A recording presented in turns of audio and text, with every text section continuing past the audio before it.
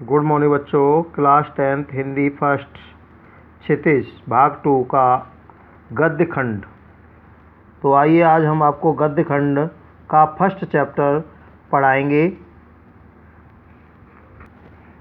नेताजी का चश्मा, जिसके लेखक हैं हमारे स्वयं प्रकाश। तो आइए पहले जीवन परिचय पढ़ते हैं स्वयं प्रकाश का।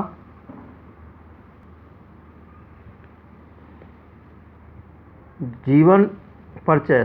प्रसिद्ध गद्यकार स्वयं प्रकाश का जन्म सन 1947 के मध्य प्रदेश के इंदौर शहर में हुआ था। इनका बचपन राजस्थान में व्यतीत हुआ। वहीं से अध्यापन कार्य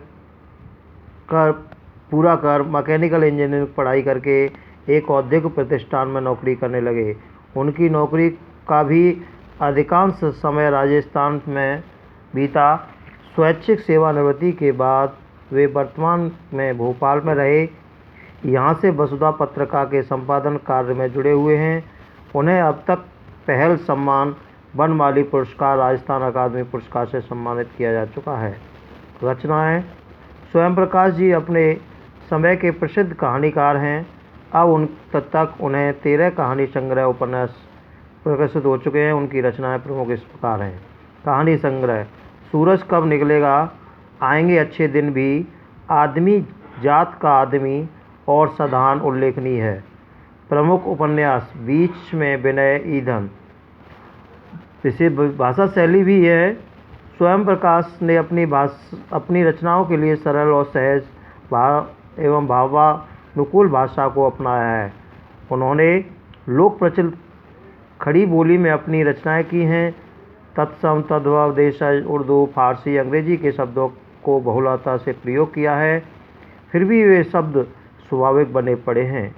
उनके छोटे छोटे वाक्यों में चुटिलता है। हास्य और व्यंग्य इनकी रचनाओं का प्रमुख विषय रहा है। एक वाक्य में विभिन्न भाषाओं के प्रचलित शब्दों का प्रयोग कर एक नई रीति के दम पर पाठक के लिए सहजता में समझने का भाव भी पैदा कर दिया है। स्वयं प्रकाश बहुत अच्छे लेखक थे। तो आइए, इन्होंने लिखा है नेताजी का चश्मा। तो नेताजी का चश्मा पढ़ते हैं पहले।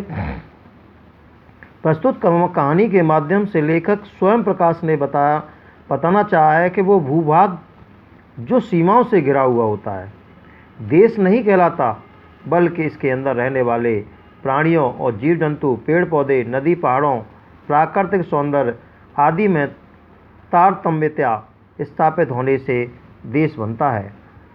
और इन सबको समृद्ध करने एवं इन सबसे प्रेम करने की भावना को ही देश प्रेम कहते हैं।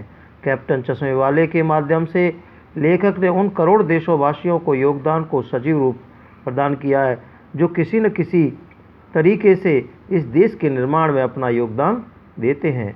ऐसा ही नहीं, केवल बड़े ही देश निर्माण में सहायक होते हैं, बच्चे भी इस पुण्य कार्य में अपना योगदान देते हैं। तो इस पाठ के माध्यम से स्वयं प्रकाश जी ने बताया। तो आइए, हालदार साहब को हर 15वें दिन कंपनी के काम के सिलसिले में उस कस्बे से गुजरना पड़ता था। कस्बा बहुत बड़ा नहीं था जिसके पक्का मकान कहा जा सके, वैसे कुछ ही मकान और जिसे बाजार कहा जा सके, वैसे ही एक बाजार था। कस्बे में एक लड़कों का स्कूल था, एक लड़कियों का, एक सीमेंट छोटा सा कारखाना, 2 ओपन एयर सिनेमाघर, 1-2 नगरपालिका भी थी। नगरपालिका थी जो कुछ न कुछ करती भी रहती थी। कभी कोई सड़क पक्की करवा दी, कभी कुछ पेशाब घर बनवा दिए, कभी कबूतरों की छतरी बनवा दी, कभी सम्मेलन करवा दिए। इसी नगरपालिका के किसी उत्साही बोर्ड प्रशासनिक अधिकारी ने एक बार शहर के मुख्य बाजार के चौराहे पर एक नेताजी सुभाष चंद्र बोस की एक संगमरमर की प्रतिमा लगवा दी। यह कहानी उसी प्रतिमा के बारे में है, बल्कि उसके एक छोटे से हिस्से के बारे में भी है।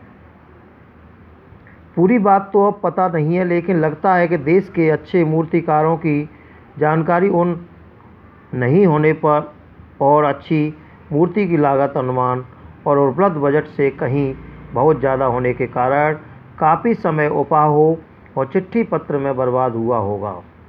बोर्ड की शासन विधि समाप्त होने के की घड़ियों में ही किसी स्थानीय कलाकार को अवसर देने का निर्णय किया गया होगा।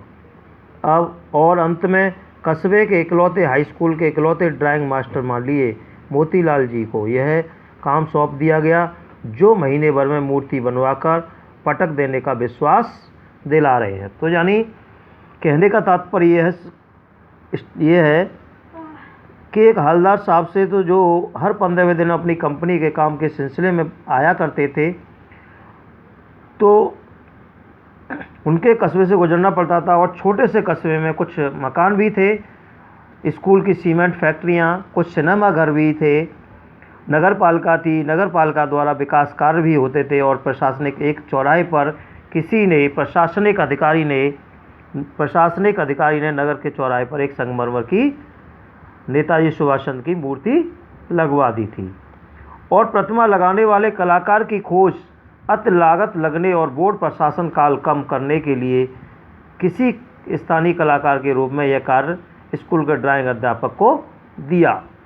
अध्यापक जी ने अब महीने भर में मूर्ति बनाने का आश्वासन दे दिया। तो इसमें मूर्ति तो बना दी उन्होंने, इसमें मूर्ति बनाने वाले ने क्या भूल गए थे, तो वो आगे नेक्स्ट वीडियो में हम पढ़ेंगे।